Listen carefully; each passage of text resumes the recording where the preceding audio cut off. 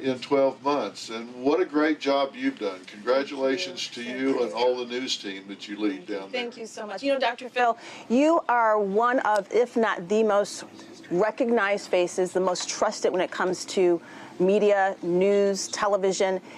Not everyone gets a chance to own their own network. But you could have gone off into the sunset. You could have taken a break. You could have slowed down. You decided not to.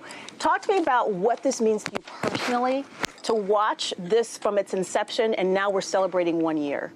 Well, you know, you're right. This is not something you usually do at this phase of your career. That's right. To launch a network. But this to me this is a passion project, really. Yeah. And I don't mean that in the sense that it's a hobby at all. I mean that it seemed to me that there needed to be a voice for the heartland in America. Yeah. And by voice, I mean the network's voice, not just mine, because we have so many voices here. Your voice, Joe's voice, Joe Crumb's voice, Chris Gutierrez, Lonnie Coombs, Lindsay in D.C., Steve Harvey has had such a big impact here. You know, just all the things that we have going on. And I just really felt like that America was at a place where most of the people needed somebody speaking for them. And my brand has always been common sense. Yeah. It's always been to say, look, we don't have enough people talking about family values and common sense and history and what brought us to this point. This is the greatest country in the world. Now, do we have problems? Wow. We've got issues, as someone once said. But this is a great country, and there are too many people dogging on it all the time. We need to step up and say, wow, this is a great country, and let's embrace the things that got us to this point. And that's what I really wanted to do. Yeah. Well, you know, one of the questions I always get is, what is it like working with Dr. Phil? What is it like working for Dr. Phil? What is he really like? One thing I've learned about you, Dr. Phil, and watching you and talking with you is that you deeply love people. You deeply not just care about this country like you just said, but you care about people. You care about your audience. You are a grandfather. You have grandchildren. I do. So what happens now is going to be passed on to your grandchildren, to a lot of the children and grandchildren of our viewers who watch us every day. What do you want people to know about not just your vision, but why your vision directly impacts them, their families, and their communities? Well, you know, that's really what started this whole thing. And, you know, Robin and I are all about family. I mean, we're pretty much stay at home. We're kind of homebodies. We don't go out and party a whole lot. And, you know, my decision to start this was really motivated by family, and it was really triggered by Robin, because I was, and I've said this before, but it bears repeating. I was at our home in L.A., and we were sitting there one night having dinner at the breakfast bar, and I turned on the television, and we were flipping back and forth between the news stations and this, that, and the other, and I was just getting more and more frustrated every minute, and complaining about it and saying, you know, nobody focuses on the right things. Everybody's spinning everything. The media is driving me crazy. And she didn't even look up from our dinner, and she said, well, you are the media. She said, your ratings are bigger than the last 4 places you clicked through. Why don't you do something about it? And, you know, she was exactly right, because we care what happens to the next generation. We've got grandkids ranging from 3 to 15. And it matters to us what this world's going to look like when they get up and out into their lives and when they start having children. And what happens now really affects what goes on then. And we want to speak about that. We want to talk to people about that. We really want to have a voice that says, let's think about what kind of world we're going to leave our kids. And one thing I admire about you is you're very intentional about bringing all the voices to the table. I mean, this has been a year, when you've launched a network, I no doubt there are things that you did not anticipate. There were things that you did anticipate, but it's been a journey. I want to talk about what you have coming up. There are some really exciting things coming up, but I first want to talk about the anniversary special that's going to be airing on April 14th. Tell us about that. Well, we want to take a look back. And one of the things we do around here is, this is everybody uses the word synergy. Mm-hmm. It's probably the most overused word, maybe in the English language, certainly in corporate America. But nobody really does it. Everything is kind of siloed within an organization. But we really have created an ecosystem here. Would you agree? Yes, absolutely. You always talk about removing the silos. Yeah. It's like if you lifted the top off this building and looked down in it, we have 5 acres under roof here. This is a giant broadcast center that we are blessed to have. And the cross-pollination between everybody, you wind up on the Dr. Phil Primetime, I wind up on the news, we go crisscrossing back and forth.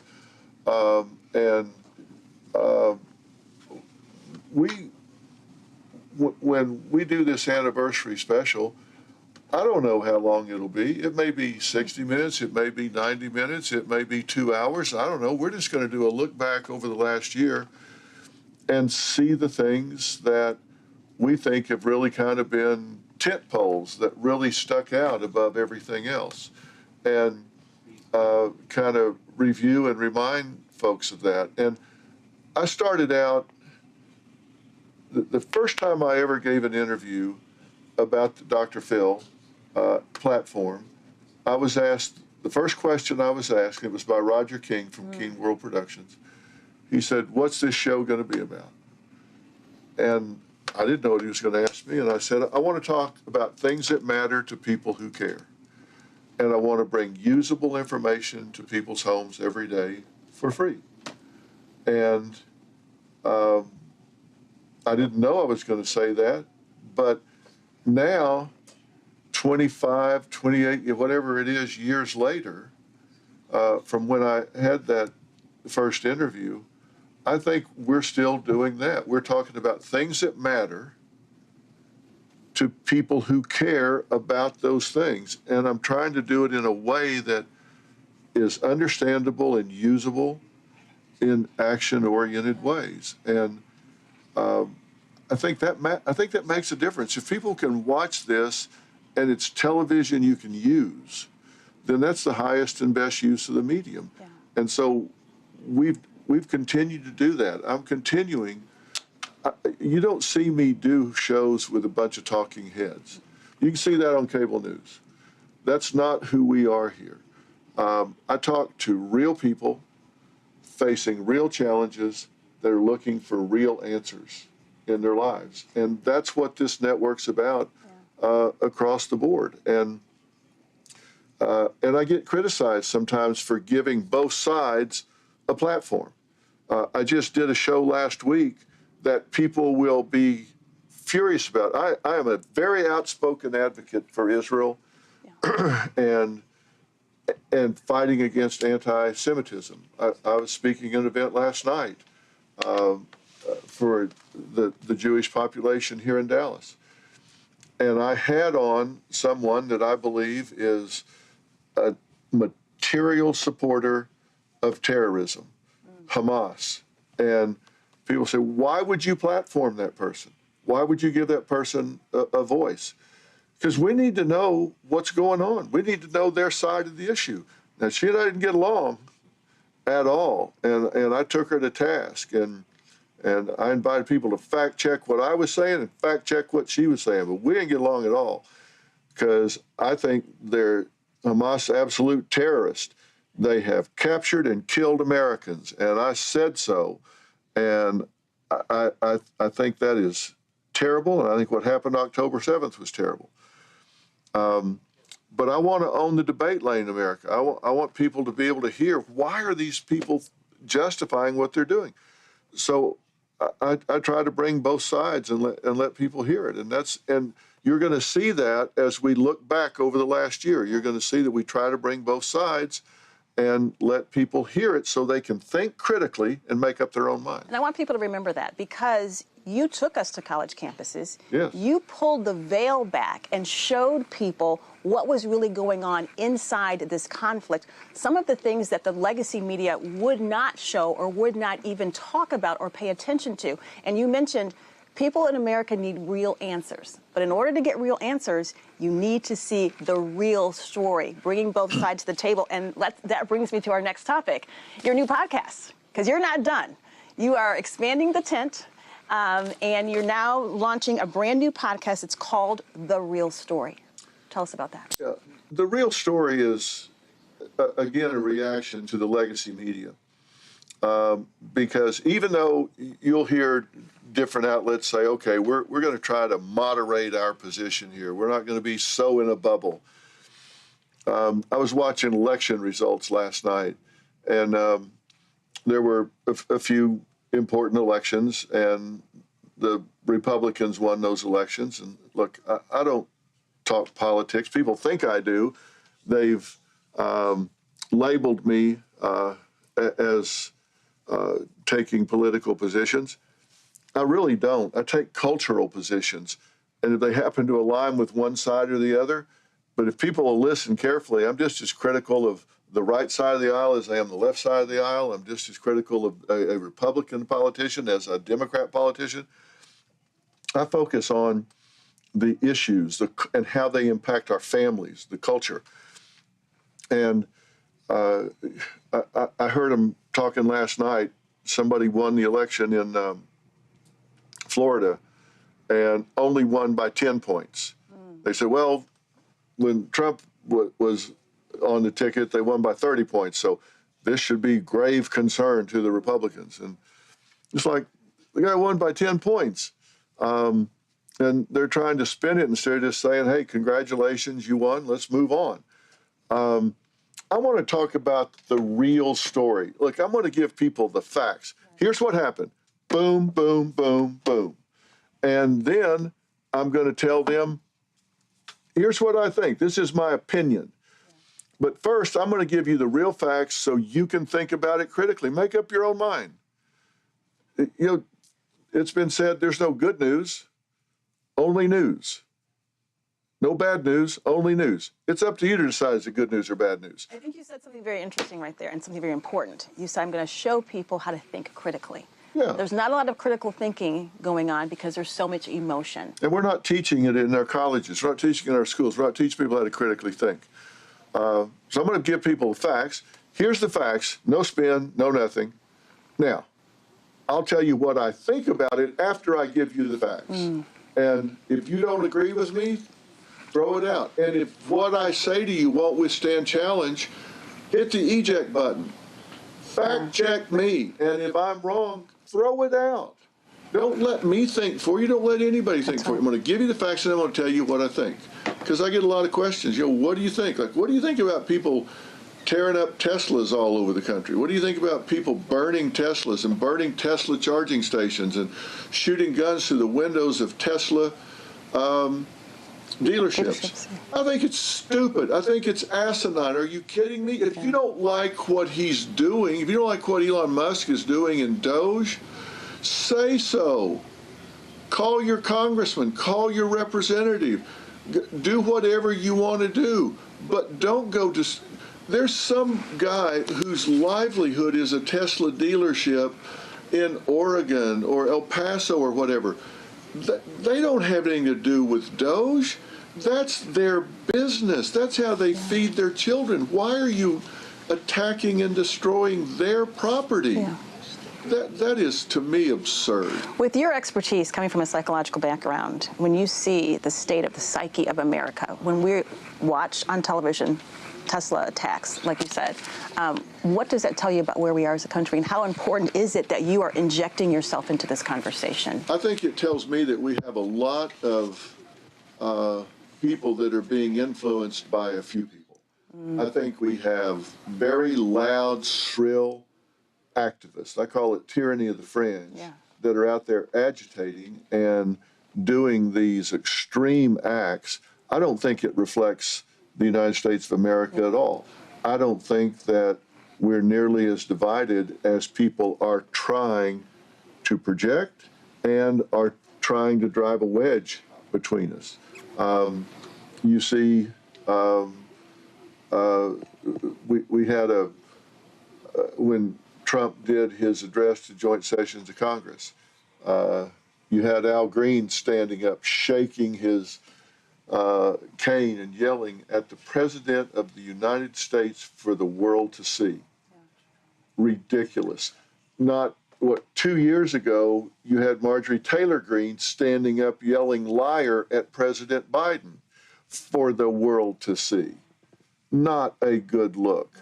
No. I mean, Democrat, Republican, both of them, in my opinion, behaving unprofessionally. Well, you respect the office is not the person in it. Yeah.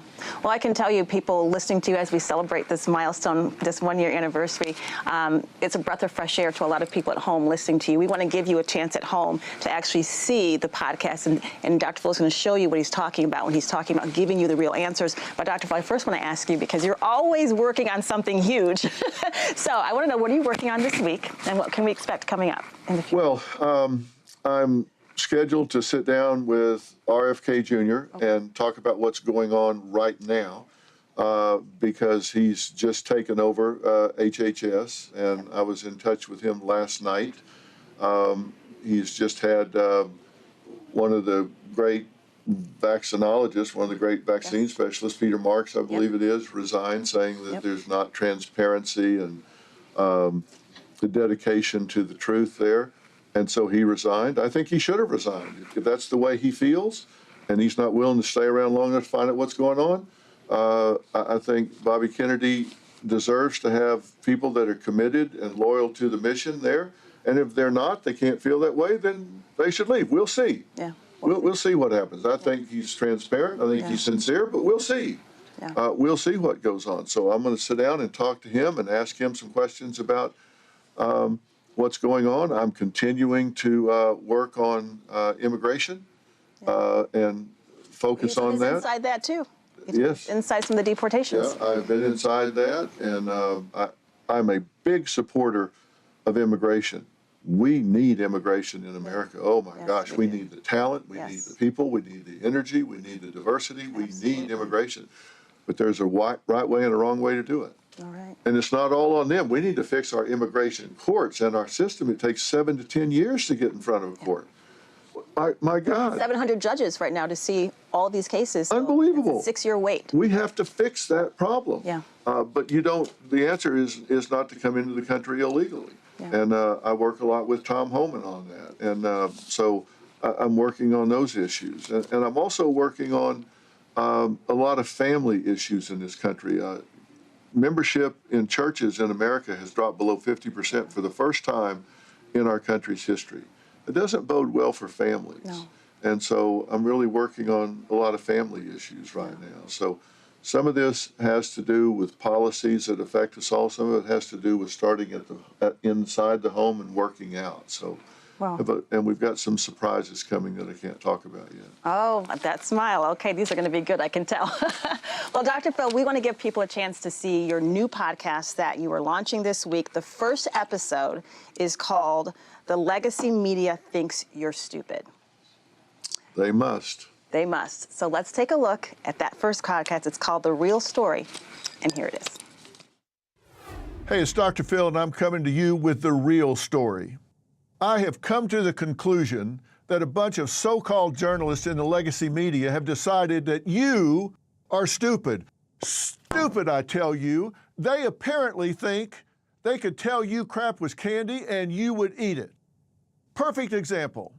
I saw a United States senator, and let me tell you, he wasn't exaggerating to make a point. He wasn't being sarcastic. He went on multiple outlets.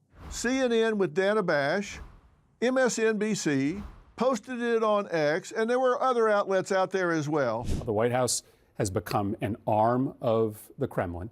Now, he rambled on, so I picked just some of the statements I found most insulting to my sensibilities. And they were not questioned, they were not challenged, they were not even asked to be explained. It appears as if America is trying to align itself with dictators, that Donald Trump wants us to have our closest relationships with despots all around the world, because that makes it easier for him to transition America into a kleptocratic oligarchy. The way that you normalize that kind of government is to associate yourself with similar governments abroad, like the Kremlin. Really? The White House has become an arm of the Kremlin?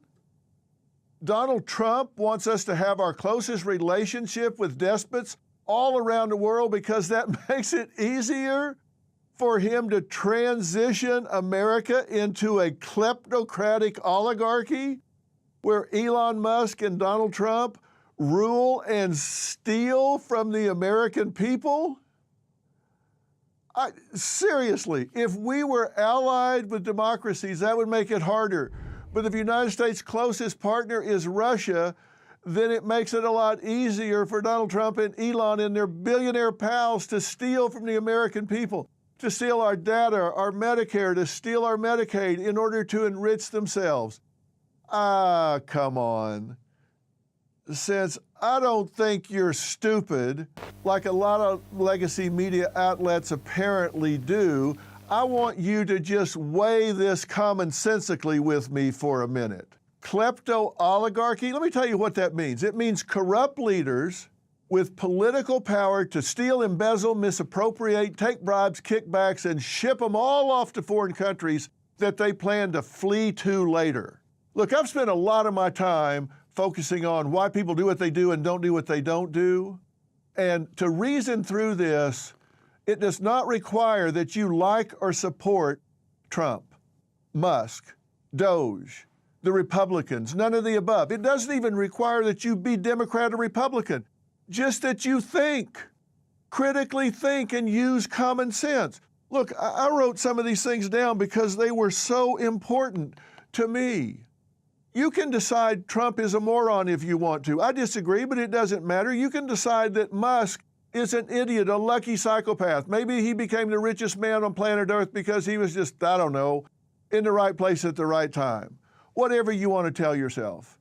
But Musk is worth $394.2 billion, and he's 53 years old, which means maybe he's got 30 years of life expectancy left. If he works an 8-hour day, he makes $12 million an hour, $200,247 a minute. But the theory is he's motivated to steal Aunt Edna's Medicare check? Come on.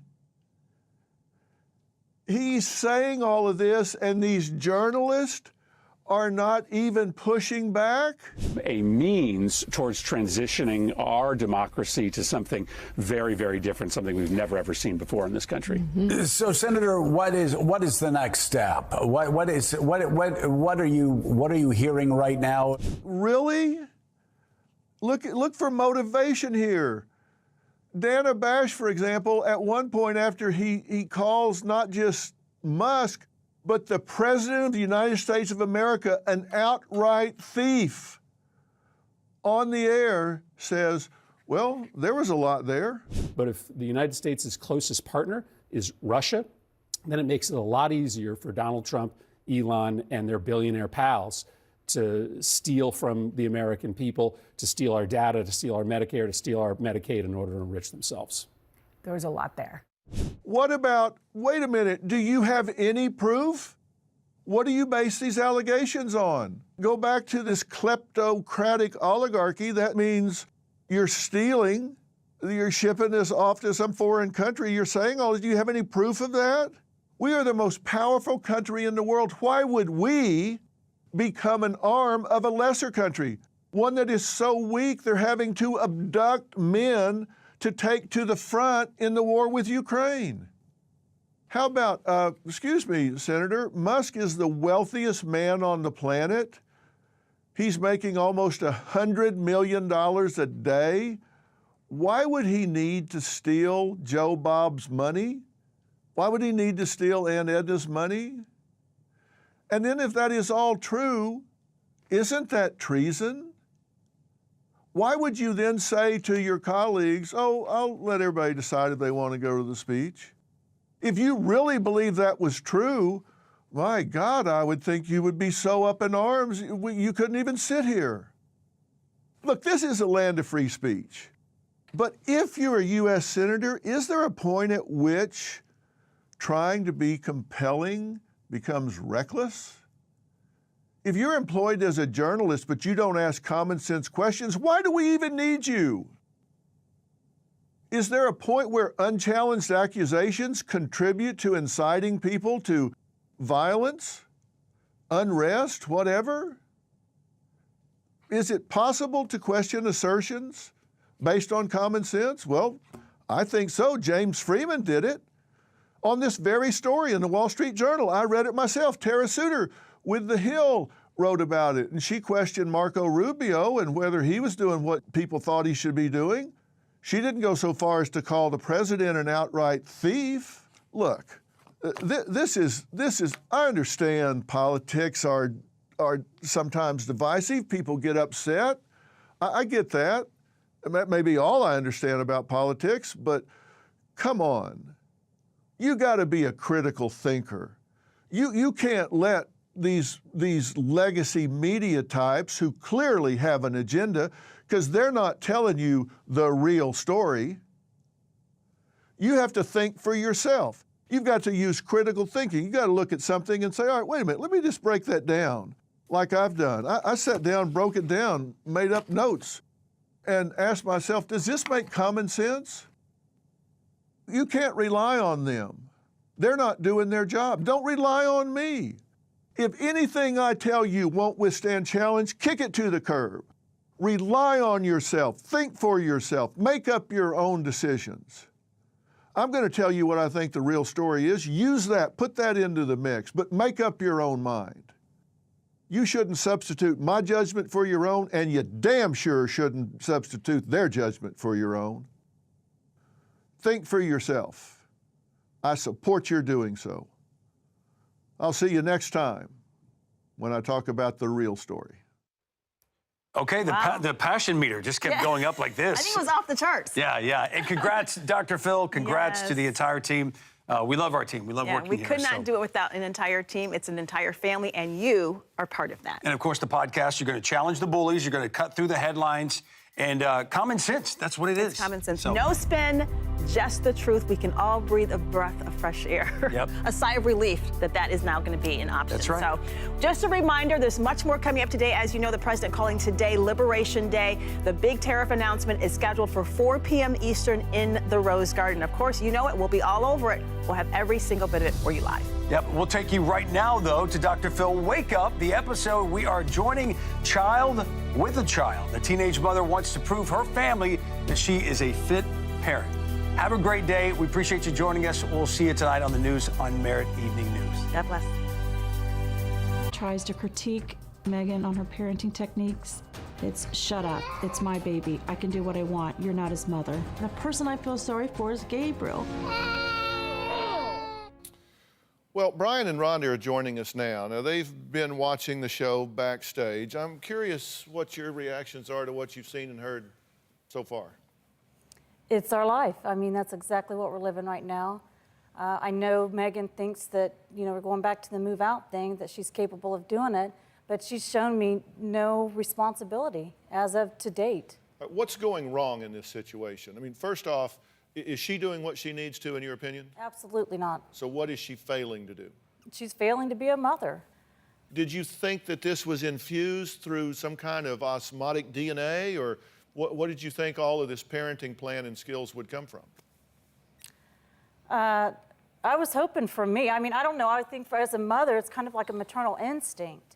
And it's something that I think Megan lacks there. She was in a program that they have for pregnant teenagers in high school. She did attend that along with her boyfriend at the time on a regular basis. I think it was like once a week or so, and they were making baby things. And we went to a seminar, an all-day seminar at school, and it was all this big hype, and I'm having a baby. And then when the baby came, I think reality hit. So it was the seminar was all day? All day long. I took a full day so off she spent work. a whole day to learn how to be a mother. Some of it, Dr. Phil, we thought she'd get from watching us, too. Well, I'm sure she has. I mean, I And know babysitting you've nephews. got a little sister, you've got nephews around, but that's a far cry from serious parent planning, serious parent skills, having the ability to make priorities, stick to them, come up with a concept of self-denial, understanding responsibility versus what feels good in the moment. And that's a lot of what you're dealing with because she's young, right? What do you think's the biggest problem here, Dad? My biggest concern is the boy itself. You know, I've come in quite a few times and found her asleep on the floor and the baby walking around, and I'm afraid he's going to fall and hurt himself. And if she's asleep, she might not even know. He may not cry if he hits his head or something. Where's the dad? He's in the Army. So he pays child support, Yes. but he's not actually involved in the child's life on a regular basis? He would be if he could, and I mean, I know he wishes he would. I mean, he's cried on the phone to me saying that he wishes he would be here to help me. But he's not. No. Do you guys think you have contributed to the problem? Absolutely. What have you done? I enable Megan. I have bent over backwards for her. I do everything for her. Let's go back to what you said in the beginning. You said that you have enabled her terribly. And in your letter, you said she's the most selfish, childish person that you've ever met. Why would you do that? Why would you enable her that way? I don't think I raised her to be that way. I really don't. Apparently you did. Well, I guess so, but I mean, I want to do as much as I can for Megan, but I didn't teach her to be selfish and self-centered. Here's the problem that I want you guys to understand so you know why I'm saying what I'm saying. You're caught up in emotional extortion, aren't you? Absolutely. Because it's like if you say, okay, Dr. Phil, fine. We'll be as tough as we can. We'll just let her fall and scrape her knee. We'll let her just deal with this on her own.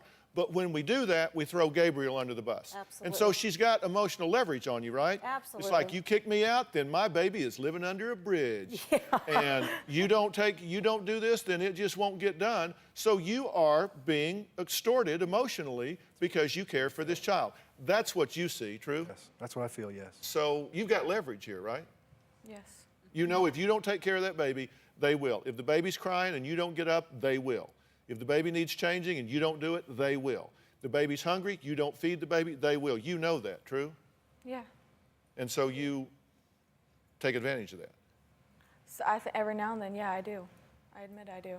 It's not every day. I mean, it's not an everyday thing. I like spending time with my baby, and I feel like I treat him the way I should. I know I screwed up here and there. I mean, no mother's perfect. Right. All right. Well, from what I read in preparation for this show, it could be said that one of the most level-headed members of this household is the youngest daughter in the family. When we come back, we're going to meet Megan's younger sister, who says her sister just doesn't love her baby the way a child should be loved. I don't know how she knows that or defines that, but I'm going to ask her. I got a sneaking suspicion she's got a pretty good answer. We'll be right back. Megan is oblivious and inattentive when it comes to Gabriel. She doesn't show affection. She doesn't watch him, and she sleeps while he cries. I heard Gabriel crying. I ran upstairs. He was lifeless where he cried for so long. His face was patchy, and Megan was laying on the floor. I said, Megan, wake up. Can't you hear him crying? Need your crime fix? Put your hands behind your back. MeritTV takes you inside the most shocking stories with Dr. Phil, True Crime. Every twist and turn has played out in the media. Explore the correctional system in jail.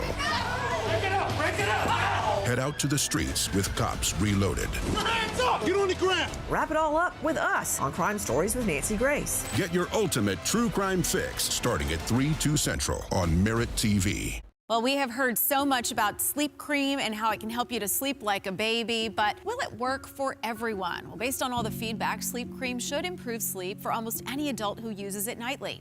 Even if you don't think you're sleeping better, you may feel more alert and refreshed during the next day. It will vary from person to person, and if you have underlying sleep issues, sleep cream may be less effective. Again, consult your physician before using any product to help you sleep, including sleep cream. Sleep Cream is the revolutionary all-natural cream made of organic oils and plant extracts. Simply apply Sleep Cream at bedtime and start enjoying. Sleep like a baby and bright-eyed bushy-tail mornings. I mean, you do want to start sleeping better, right? Try Sleep Cream today. To order, visit sleepcream.com to start sleeping better guaranteed. And for a limited time, get free shipping on your first order by using code PHIL at checkout at sleepcream.com. Hi, I'm Caleb, and this is my story.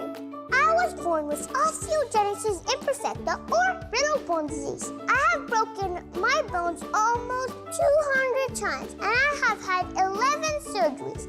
But I didn't let that stop me. I love to bike ride, climb,